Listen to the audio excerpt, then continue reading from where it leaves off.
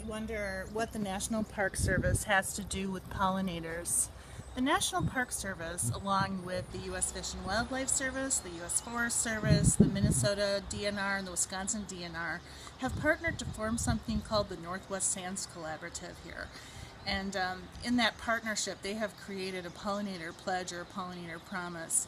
And the promise really is a very detailed document that pledges that these agencies have pledged to help restore pollinator habitat, including the National Park Service has dedicated 350 acres of Park Service managed land to remove non-native species and restore habitat in the national park here at the Riverway. Right now it's actually this kind of removal of non-native plant species is happening even behind me and then also in other parts of the park.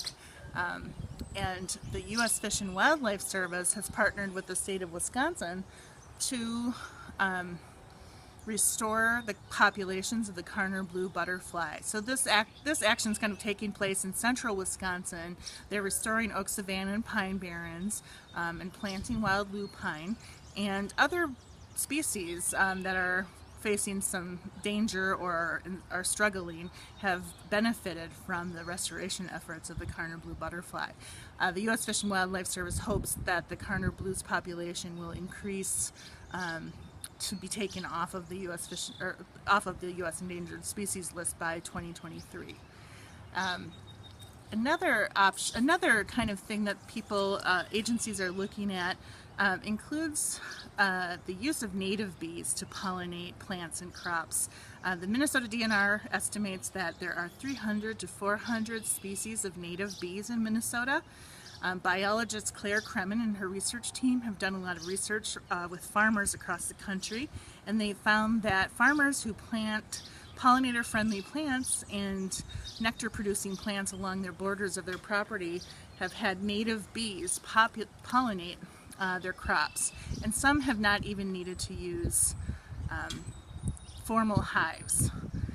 Other than these large-scale efforts, unfortunately, the decline of bee populations and pollinator populations has made national and international news, so there are many efforts underway across the globe to help restore pollinators. But other than those kind of national and big scale efforts, the Park Service here at the St. Croix National Scenic Riverway is in the process of building out 3 different gardens for educational purposes.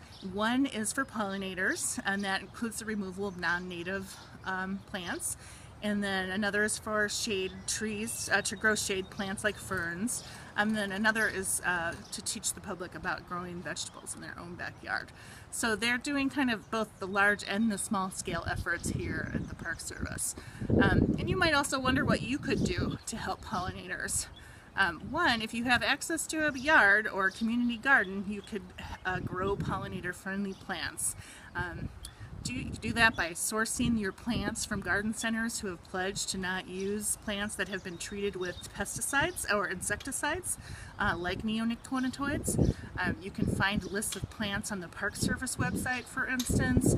Many other organizations such as the Bee Squad at the University of Minnesota. If you visit their website, they have a long list of pollinator-friendly plants.